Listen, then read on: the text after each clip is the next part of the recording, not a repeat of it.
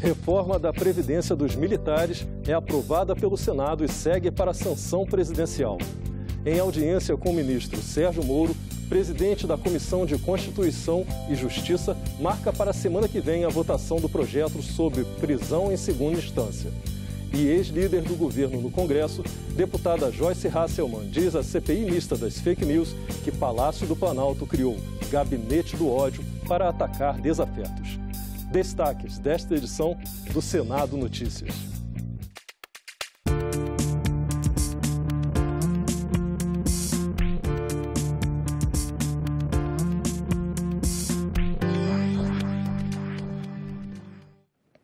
Olá, boa noite.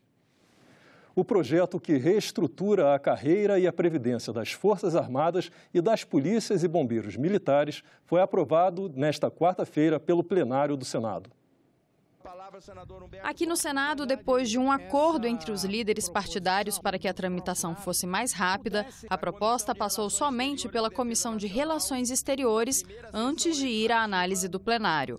O texto que chegou da Câmara foi aprovado aqui, sem alterações, também como forma de evitar atraso na votação final pelo Legislativo. Entre as medidas do projeto estão a criação do adicional de compensação de disponibilidade militar, que se refere à disponibilidade permanente e à dedicação exclusiva.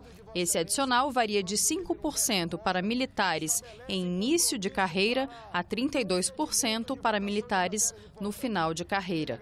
Para os oficiais generais, o percentual vai de 35% a 41%. Entre as medidas também estão previstos reajustes anuais até 2023. A proposta determina ainda que a alíquota da contribuição de ativos e inativos para pensões militares passará de 7,5% para 10,5%. Os pensionistas passarão a recolher pelo menos 10,5% a partir de 2021. E uma outra mudança do texto é o aumento do tempo de serviço mínimo para aposentadoria de 30 para 35 anos. Agora, a proposta vai à sanção presidencial. Também por um acordo entre os partidos, ficou decidido que será criada uma comissão em janeiro para tratar de correções para alguns segmentos da carreira militar que se sintam prejudicados. O grupo de trabalho será formado por técnicos dos Ministérios da Economia e da Defesa e por parlamentares.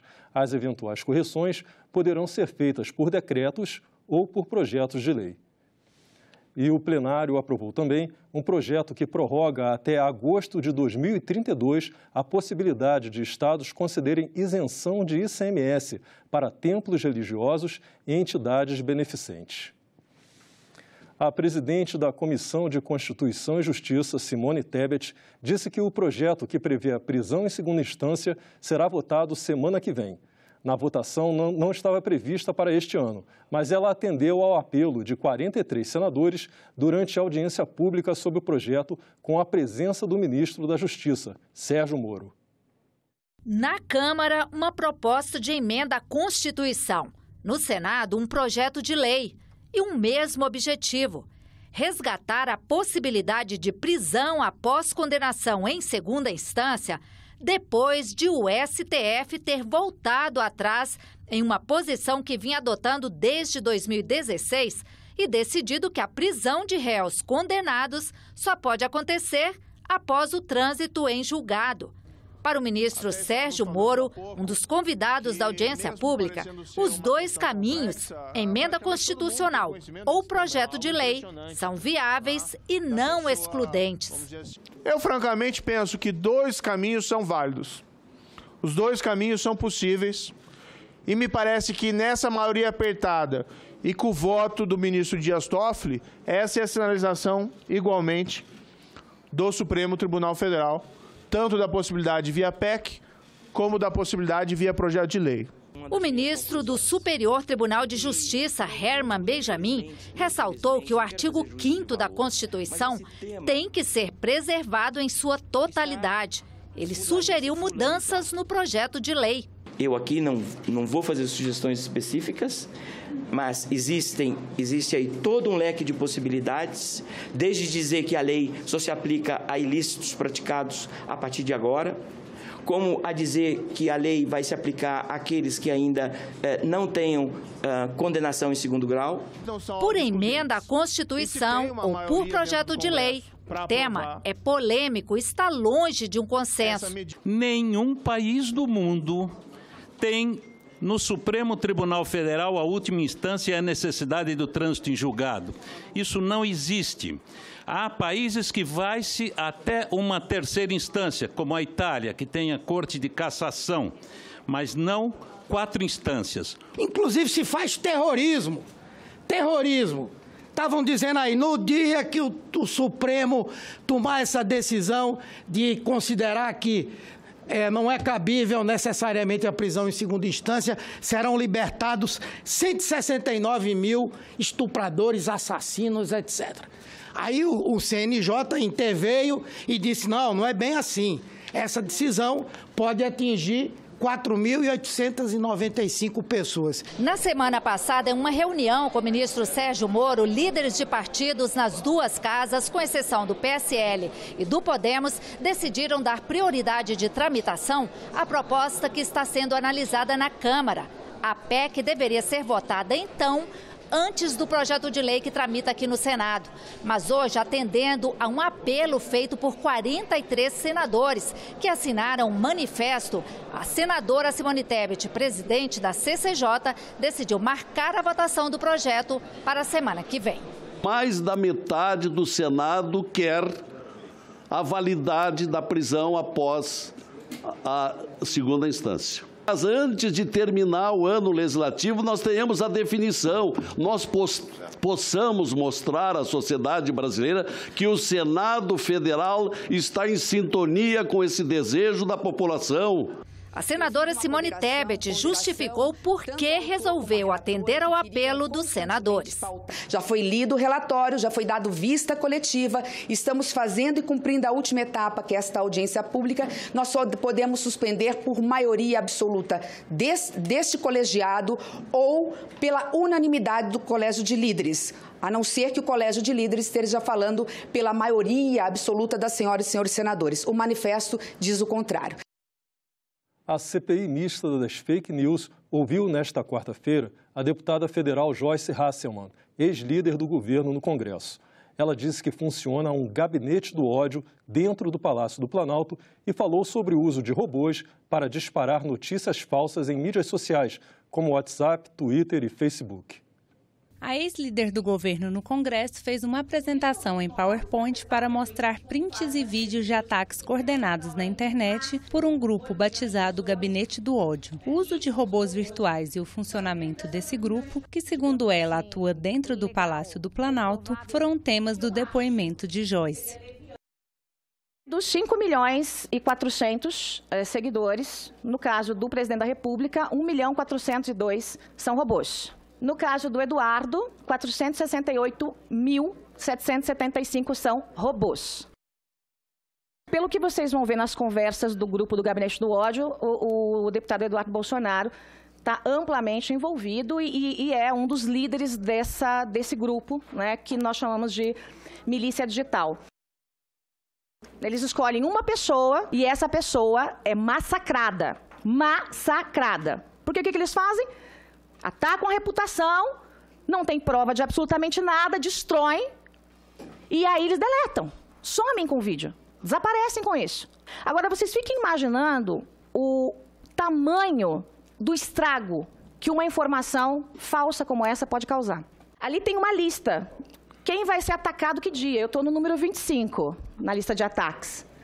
Então, ali tem de tudo. Tem parlamentar, tem político, governador, ministro. De maneira, digamos assim, legal, comprovável imediatamente, praticamente R$500 milhão de dinheiro público destinado para perseguir desafetos. Essa é a função do Gabinete do Ódio. As declarações de Joyce Hasselmann geraram polêmica. O general Santos Cruz esteve aí sentado no seu lugar e ele afirmou para todos aqui que quem contratou o Gabinete do Ódio a pedido do presidente Bolsonaro foi exatamente ele, passou pela mão dele. Para disseminar o ódio para dividir a sociedade uma organização fascista. Na sua essência, uma organização fascista. Isso aqui está se tornando CPMI do não façam meme. Não falem de mim, não me chamem de traidora. Mas a deputada Joyce não vai conseguir controlar as redes, porque as redes elas são utilizadas por pessoas. Para as próximas audiências, Joyce Hasselmann sugeriu a convocação do ex-ministro Gustavo Bebiano e do vereador Carlos Bolsonaro. Segundo ela, Bebiano é uma das fontes sobre uma estrutura paralela que o filho do presidente tentou montar para grampear celulares e produzir dossiês contra inimigos políticos do pai. Os desafios das cidades inteligentes e o que o Ministério da Ciência e Tecnologia vem projetando para melhorar o dia a dia do cidadão brasileiro. Esse foi o debate feito pela Comissão de Ciência e Tecnologia na manhã desta quarta-feira. Bem ou mal, os brasileiros já estão conectados. 67% da população brasileira tem smartphones. Os brasileiros gastam, em média, mais de 9 horas por dia na internet. 7 entre 10 brasileiros estão em alguma rede social, o que é um dado que está 45% acima da média mundial. 5.452 municípios cobertos com 3G e 4.635 municípios cobertos com 4G. Isso equivale a uma população aproximada de 96,5% da população com 4G e 99,7% da população com 3G. O Ministério da Ciência e Tecnologia aposta no programa GESAC. Para quê? O programa GESAC garante que em qualquer local do país, principalmente nos mais difíceis, haverá conexão à internet. Essa urgência é porque tem muita tecnologia associada que pode trazer ganhos, inclusive economia de recursos, para o dia a dia do brasileiro. Um salto de qualidade na operação do trânsito, com semáforos inteligentes, na gestão escolar, com o ensino à distância, na segurança pública, com identificação facial e o uso de câmeras de vigilância, e no atendimento médico. Um enfermeiro no município pequeno que vai fazer o check-up do paciente e enviar para o médico no município que tem um hospital de alta complexidade, para que ele possa fazer possa dar o diagnóstico e fazer o receituário no qual o paciente seja medicado. Então, o município, ao invés de gastar R$100 para pegar o seu paciente, botar na ambulância, fazer todo esse trajeto, ao invés de gastar R$100, a cada R$100 vai gastar apenas R$3 a R$7 com um serviço digital. O BNDES está também envolvido nesse projeto. Ele tem linhas de crédito específicas com os bancos regionais para que se possa fazer uma disponibilização de crédito para os municípios que aderirem ao nosso programa. Tornar a cidade eficiente é permitir que o cidadão tenha qualidade de vida, resolvendo os seus problemas de forma eficiente. O encontro Interleges e ELB é um evento que trata de temas relevantes para a realidade brasileira, com a presença de especialistas e parlamentares. Nesta quarta-feira, foi discutida uma questão que vem afetando o Brasil nos últimos 5 anos: a entrada de venezuelanos através da fronteira com o estado de Roraima, provocada pela crise humanitária no país vizinho. A venezuelana Jocelyn Urbina era profissional de recursos humanos e teve que deixar o país em 2017. Ela elogiou a operação acolhida do governo federal, mas afirmou que os imigrantes sofrem com a falta de informação sobre as leis brasileiras. Eu já tinha conhecimento de amigos venezuelanos que fizeram um tipo de licença para vender produtos na rua e eles não sabiam que tinha que pagar uma taxa mensal. E terminaram tendo o bloqueio do CPF. Essa lei de imigrações não é explicada para nós, eu estou conhecendo hoje.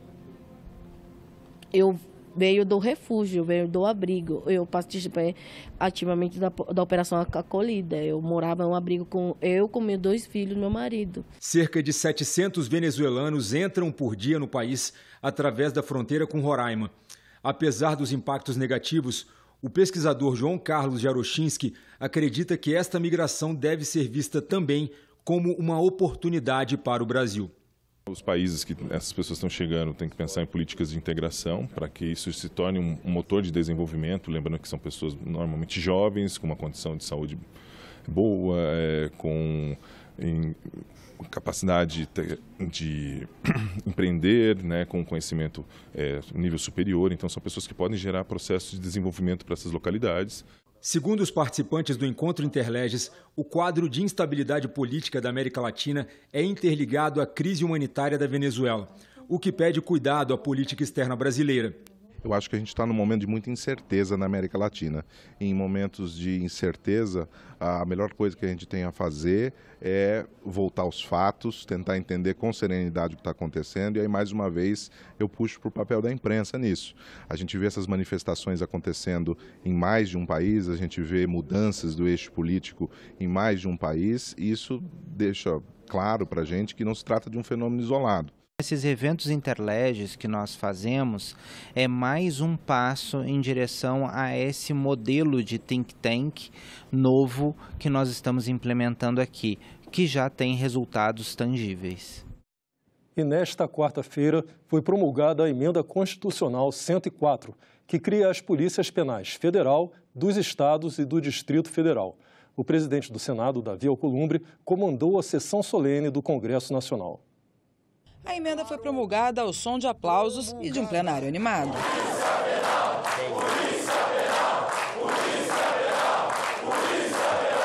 O texto determina que o quadro das polícias penais será formado pela transformação dos cargos isolados ou dos cargos de carreira dos atuais agentes penitenciários ou equivalente, e também pela realização de concurso público. A nova polícia será vinculada ao órgão administrador do sistema penal da unidade federativa que pertencer. Um reforço muito importante para o aparato de segurança pública do Estado brasileiro. Os presídios em grande número se transformaram no quartel-general do crime organizado. E é importante que o Estado possa ter uma resposta a isso com uma polícia qualificada, especializada e apta a ampliar a proteção ao cidadão, que é hoje uma das maiores aspirações do povo brasileiro. No Distrito Federal, assim como ocorre com as outras corporações, a Polícia Penal será sustentada por recursos da União, embora fique subordinada ao governador do DF. A promulgação da PEC foi festejada por senadores e deputados. Nada que tramitou, que foi estudado nessas duas casas, foi tão importante, foi tão significativo e concretamente a favor da sociedade brasileira, e um duro golpe no crime organizado.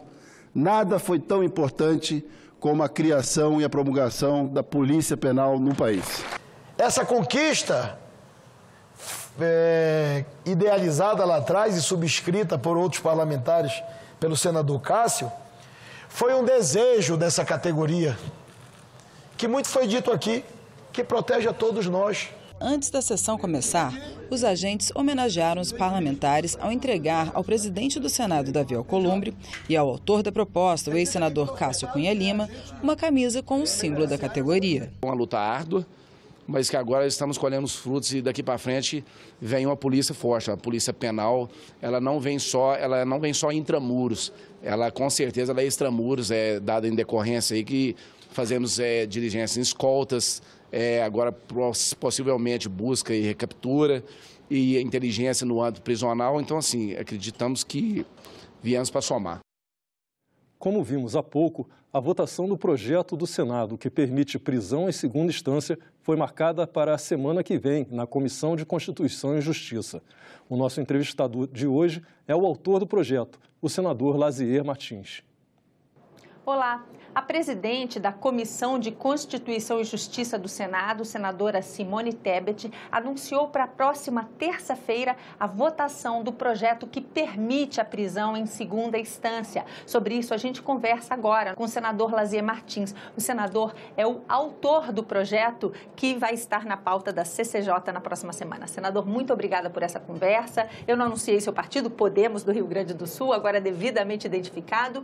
O senhor comentava comigo antes da entrevista da batalha que se travou aqui no Senado entre duas visões, entre os que defendem o projeto ou só a parceria com a Câmara para a aprovação da proposta de emenda à Constituição que está em discussão por lá, né? De fato, foi uma cruzada, uma verdadeira batalha, como disse a Ângela. Nós fazermos com que a matéria fosse para discussão na CCJ. Aliás, eu tentei isso, Ângela, no ano passado todo. porque o projeto de lei do Senado 166/18 é de abril do ano passado, mas tendo a presidência da Comissão de Constituição e Justiça um senador que não foi reeleito, felizmente, e que não permitiu o tempo todo, e hoje é um dos indiciados na Lava Jato, talvez por isso jamais concordasse com o que se discutisse na CCJ, não deu no ano passado, mas deu nesse ano. No momento em que começou a se discutir, uma PEC é um projeto de lei, e se concluiu que a PEC, que está lá na Câmara, que nós respeitamos e apoiamos, mas que precisava de um projeto mais urgente, porque não era possível manter essa inquietude, essa preocupação, esse medo da população brasileira com aquela infeliz decisão do Supremo Tribunal Federal, que acabou com a prisão em segunda instância por 6-5, um score minguado, e que futuramente, numa nova judicialização que fatalmente vai acontecer, nós temos esperança que o ministro Toffoli cumpra o que prometeu, de que o Congresso tem poderes para alterar a lei, dando a entender de que ele estará a favor se a matéria voltar para o Supremo. E aí inverte o score, que lá foi 6-5 contra, agora poderá 6-5 a favor se a matéria efetivamente for para lá. Mas o que nós pretendemos, através desse projeto de lei 166, é que se vote imediatamente. E a presidente da Comissão de Constituição e Justiça, com muita coragem, com muita determinação e, sobretudo, sendo fiel à independência do Senado Federal, ela marcou para terça-feira, dia 10, às 11 horas, a votação em caráter terminativo. Pode haver alguém que peça um recurso e, em princípio, nós não vamos nos opor, mas é terminativo. Mas primeiro vamos votar na comissão, porque nós encaminhamos neste 4 de dezembro, além do manifesto de 43 assinaturas, nós encaminhamos também um requerimento firmado por 23 senadores integrantes da Comissão de Constituição e Justiça, pedindo a votação da segunda instância. De alguma forma, isso é uma discussão entre a decisão café da manhã que houve, reuniu o presidente da Câmara, Rodrigo Maia, o presidente do Senado e do Congresso, senador Davi Alcolumbre, e várias lideranças do Senado se reuniram naquele minuto, e o apelo do presidente da Câmara era pela aprovação dessa proposta de emenda à Constituição. Para o espectador entender, o projeto é mais rápido de votação, mas ele atinge só a esfera penal. E a proposta de emenda à Constituição, em tese, abrangeria também a justiça civil e tributária, não é isso? É uma tese. Eu tenho alguma dúvida sobre essa tese na área civil, com relação à PEC. Agora, com relação ao projeto de lei, é matéria pura e exclusivamente penal, porque ela propõe alteração do artigo 283 do Código de Processo Penal, que estabelece as hipóteses de prisão preventiva, prisão provisória, e nós acrescentamos um item para que possa haver também, através de sustentação do magistrado, que caiba também após a condenação em segunda instância. Essa é a inovação no artigo 283, que é o que está valendo. E nós acreditamos que vai passar agora no Senado.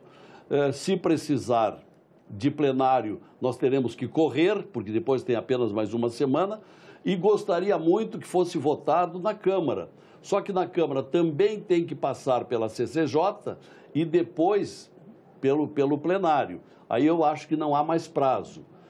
Com boa vontade haverá tempo. Senador, uma coisa invalida a outra? Em bom português, a aprovação do projeto do senhor enfraquece a necessidade dessa proposta de emenda à Constituição? Não, ao contrário. Se completam. Porque tem gente que acha que essa matéria só pode ser legislada, alterada por PEC. Isto é, por proposta de emenda à Constituição. Que é a interpretação do presidente da Câmara hoje, né?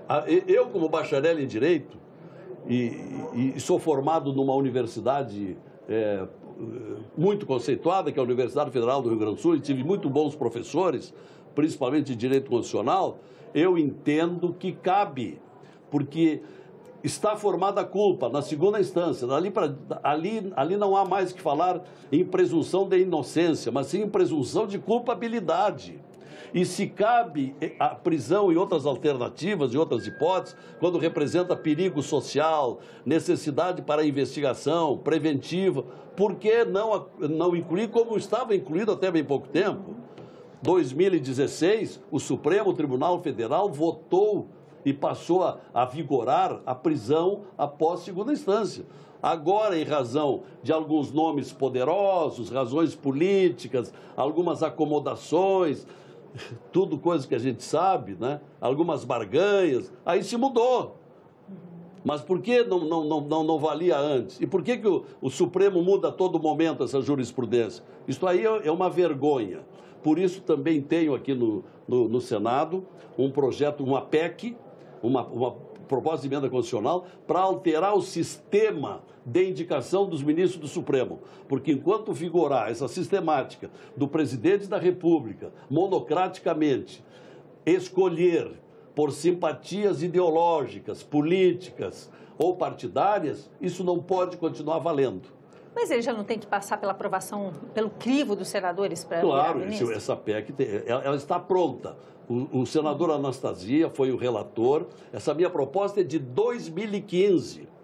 Foi a primeira proposta de legislação que fiz ao chegar aqui. Hoje tenho 71 projetos. O número 1 é a PEC 35, desde 2015. O senador Anastasia está com o relatório pronto, já entregou para a presidente da casa, Simone, e está em condições de ir à discussão na CCJ e depois no plenário. É uma outra providência que este Congresso tem obrigação de fazer. Mudar o sistema, fazer como na maioria dos países europeus. É uma comissão de juristas e não o presidente da República, a seu bel prazer e conforme as suas ideias, escolhe quem ele quer. Senador, muito obrigada por essa conversa. Ficamos por aqui. Você pode rever as reportagens desta edição na nossa página na internet, senado.leg.br/tv. Muito obrigado pela sua companhia e continue sintonizado aqui na TV Senado.